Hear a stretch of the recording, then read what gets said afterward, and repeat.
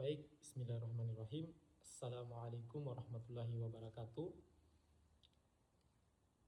Pertama-tama yang saya hormati dosen pengampu metodologi penelitian Ibu Aila Gemasa Fitri, STMT. Di sini kami akan mempresentasikan tugas kelompok kami dengan yang berjudul Dampak Teknologi terhadap perilaku dan pembelajaran generasi Z di Universitas Muhammadiyah Bandung. Berikut adalah anggota kelompok kami. Yang pertama ada Abdul Ghafur Zosan, selanjutnya ada saya sendiri Jufran De Hai Kasim. Di sini kami mencoba mengambil dua topik untuk bahan penelitian. Untuk topik pertama, pengaruh penggunaan media sosial terhadap kesehatan mental mahasiswa generasi Z di Universitas Muhammadiyah Bandung. Untuk topik kedua yang berjudul Studi tentang pengaruh teknologi pembelajaran digital terhadap prestasi akademik mahasiswa generasi Z di Universitas Muhammadiyah Bandung. Selanjutnya saya untuk topik pertama akan dijelaskan oleh saudara Abdul Ghafur Josan. Kepadanya saya persilahkan. Baik, terima kasih atas kesempatannya yang telah diberikan. Di sini saya akan menjelaskan penelitian topik yang pertama. Untuk latar belakang, perkembangan teknologi informasi dan komunikasi telah membawa perubahan besar dalam kehidupan masyarakat, terutama bagi generasi Z di Universitas Muhammadiyah Bandung yang lahir dan tumbuh di era digital. Generasi Z yang saat ini mendominasi populasi mahasiswa di berbagai perguruan tinggi termasuk Universitas Muhammadiyah Bandung sangat akrab dengan penggunaan media sosial sebagai sarana komunikasi, hiburan, dan pencarian informasi. Seperti Instagram, Twitter, dan TikTok menjadi bagian penting dalam keseharian mereka. Karena kemudahan akses dan daya tarik konten yang beragam, namun intensitas penggunaan media sosial yang tinggi ini tidak lepas dari dampak negatif, khususnya terhadap kesehatan mental mahasiswa. Untuk selanjutnya rumusan masalah. Rumusan masalah di sini ada 3 bagian. Yang pertama, bagaimana pola penggunaan media sosial oleh mahasiswa generasi Z di Universitas Muhammadiyah Bandung. Yang kedua, apakah terdapat pengaruh penggunaan media sosial terhadap kesehatan mental mahasiswa generasi Z di Universitas Muhammadiyah Bandung. Untuk yang ketiga, faktor-faktor apa saja yang mediasi pengaruh penggunaan media sosial terhadap kesehatan mental mahasiswa. Selanjutnya tujuan penelitian. Tujuan penelitian yang saya gunakan di sini ada 3. Yang pertama, mendeskripsikan pola penggunaan media sosial oleh mahasiswa generasi Z di Universitas Muhammadiyah Bandung. Yang kedua, menganalisis pengaruh penggunaan media sosial terhadap kesehatan mental mahasiswa generasi Z di Universitas Muhammadiyah Bandung. Untuk yang terakhir, mengidentifikasi faktor-faktor yang berperan dalam mengantari pengaruh penggunaan media sosial. Selanjutnya untuk teori kesehatan mental. Di sini untuk teori kesehatan mental yaitu merupakan aspek penting dalam kehidupan manusia yang mencerminkan kondisi psikologis dan emosional seseorang.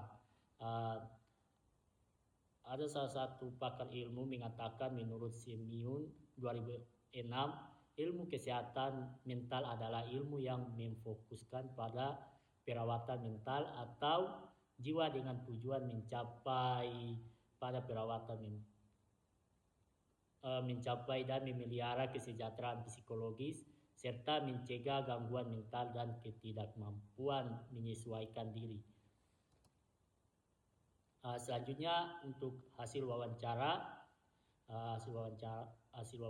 di Universitas Muhammadiyah Bandung. Untuk yang pertama, di sini responden mulai aktif menggunakan media sosial sejak sejak tahun 2016. Yang digunakan seperti WhatsApp, Facebook, TikTok yang menggunakan durasi penggunaan. Responden mengaku menggunakan media sosial hampir sepanjang hari, yaitu hingga 24 jam dengan aktivitas utama seperti scrolling TikTok dan melakukan panggilan telepon melalui WhatsApp.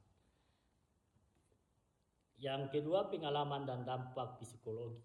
Responden mengakui pernah bahkan sering merasa kecanduan media sosial dampak emosional.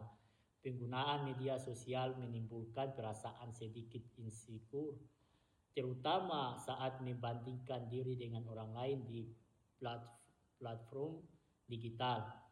Untuk yang ketiga, pengalaman dan dampak psikologi. Responden menyadari bahwa terlalu banyak waktu yang dihabiskan di media sosial dapat menjadi pemborosan, namun saat mencoba mengurangi waktu bermain media sosial, responden merasakan dampak positif terhadap keseharian dan kesehatan mental. Berikut ada saran untuk kampus dari beberapa responden memberikan saran, yang salah satunya harapan mereka diadakan workshop tentang kesehatan mental yang tidak hanya membahas cara menggunakan media sosial dengan bijak, tetapi juga memberikan ruang bagi mereka berbagi pengalaman dan tantangan yang mereka hadapi. Dukungan dari dosen dan teman-teman sangat penting.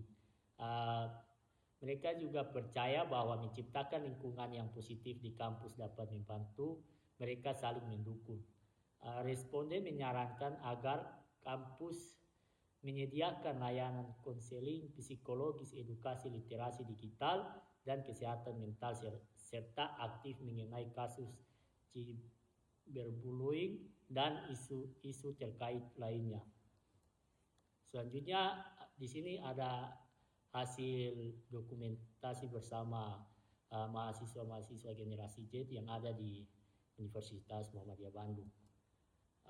Untuk selanjutnya saya kembalikan kepada moderator yang akan menjelaskan penelitian topik kedua. Dipersilakan. Baik, terima kasih atas kesempatan yang telah diberikan kepada saya. Di sini saya akan menjelaskan topik kedua yang berjudul studi tentang pengaruh teknologi pembelajaran digital terhadap prestasi akademik mahasiswa generasi Z di kampus Universitas Muhammadiyah Bandung. Yang pertama, di sini ada latar belakangnya. Perkembangan teknologi informasi dan komunikasi telah membawa dampak besar dalam berbagai sektor kehidupan, termasuk dalam bidang pendidikan. Di era digital seperti sekarang ini, proses belajar mengajar mengalami transformasi yang sangat signifikan. Dari yang sebelumnya bersifat tatap muka langsung di ruang kelas menjadi pembelajaran berbasis teknologi. Berbagai platform dan aplikasi pembelajaran mulai digunakan untuk dukungan atau untuk mendukung kegiatan akademik mahasiswa, seperti Learning Management System atau disingkat dengan LMS, video pembelajaran, hingga aplikasi yang berbasis mobile. Selanjutnya ada rumusan masalah.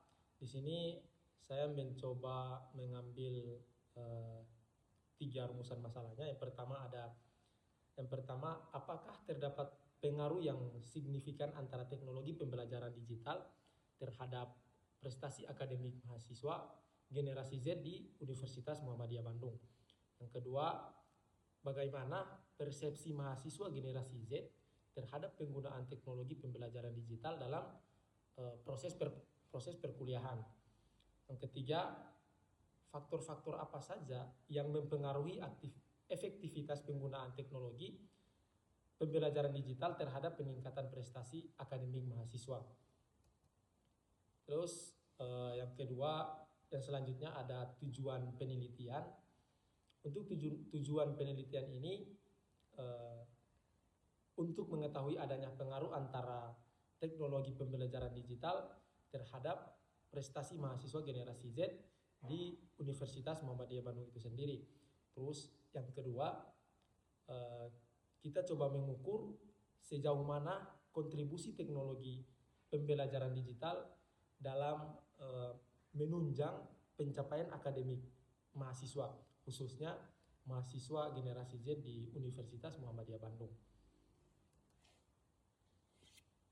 Terus selanjutnya ada prestasi akademik dalam pembelajaran daring. Prestasi akademik adalah kemampuan seorang akademik atau akademisi untuk menjalankan fungsinya sebagai mahasiswa atau siswa. Misalnya kemampuan untuk mengikuti perkuliahan dan kemampuan menyelesaikan tugas akademik maupun non-akademik. Nah, itu tingkat prestasi mahasiswa yang diukur berdasarkan indikatornya. Indikator komponen atau pola-pola yang diinginkan oleh mahasiswa tersebut. Terus ada konsep yang dimana awalnya dijelaskan dengan istilah literasi digital untuk mengacu pada kemampuan luar biasa dalam mengakses berbagai sumber informasi di internet yang melebihi kemampuan dasar membaca, menulis, berbicara, atau mendengarkan. Nah, sedangkan di Universitas Muhammadiyah Bandung bisa dibilang sudah melakukan dan memanfaatkan teknologi-teknologi yang ada atau platform-platform yang telah dibuat oleh kampus itu sendiri. Terus ada generasi Z dan media sosial. Berbicara soal berbicara soal generasi Z, pertama-tama ada 5 generasi yang sebelum-sebelumnya. Yang pertama yang sering disebut dengan generasi tradisional, terus ada generasi baby boomer, terus generasi X, dan generasi milenial atau yang sering disebut dengan generasi Y. Dan sekarang generasi yang sering kita temukan atau yang generasi-generasi saat ini yaitu generasi dengan sebutan generasi Z, dengan tambahan satu lagi yaitu generasi Alpha. Jadi generasi Z ini sekelompok orang yang lahir di sekitar tahun 1995 sampai dengan 2010 ke sini. Mereka tumbuh di era digital dan era internet sehingga sangat akrab dengan yang namanya teknologi seperti smartphone dan media sosial sejak usia dini.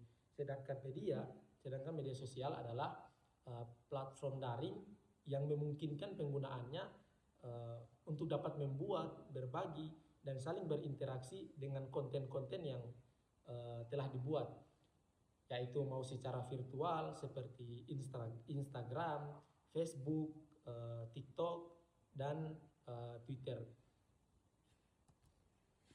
Terus berbicara soal generasi, tentu kita akan berbicara soal yang namanya pendidikan atau pendidikan berkarakter. Jadi pendidikan karakter secara sederhananya yaitu usaha untuk mempengaruhi seluruh aspek karakter mahasiswa.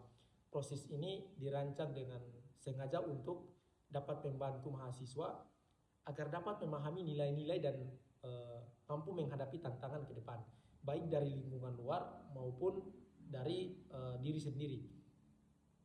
Untuk tujuan dari pendidikan karakter ini tidak lain agar siswa atau mahasiswa dapat membedakan antara yang baik dan yang buruk, sehingga dapat membuat keputusan-keputusan yang benar. Selanjutnya ada hasil dari wawancara topik kedua ini. Di sini saya mencoba merangkum ada 3 yang saya ambil. Yang pertama ada pandangan mahasiswa terhadap penggunaan teknologi dalam proses pembelajaran, di mana mahasiswa menyampaikan bahwa dirinya memiliki pandangan yang cukup positif terhadap penggunaan teknologi dalam proses belajar mengajar, dan dia juga merasa bahwa pembelajaran yang menjadi lebih fleksibel karena materi bisa diakses kapanpun tanpa harus selalu hadir di kelas secara fisik. Terus yang kedua, manfaat dari platform digital terhadap pemahaman materi. Tadi responden mengatakan bahwa dalam kegiatan akademik sehari-hari, mahasiswa banyak menggunakan platform seperti Google Classroom, WhatsApp. Menurutnya platform ini cukup untuk membantu dalam memahami materi karena semua bahan ajar dapat diakses dengan mudah, dan ia juga bisa berdiskusi dengan dosen maupun teman sekelas jika ada materi yang belum sempat dipahami. Terus yang ketiga juga ada hambatan-hambatan yang diberikan atau hambatan-hambatan yang didapat dengan proses belajar mengajar secara daring. Meskipun merasa terbantu, mahasiswa juga mengakui adanya beberapa kendala seperti koneksi internet yang kadang tidak stabil serta kesulitan login di platform yang telah disediakan oleh kampus. Contohnya seperti Zoom, Google Meet. Ini yang menjadi salah satu faktor atau kendala mahasiswa dapat mengikuti perkuliahan secara daring.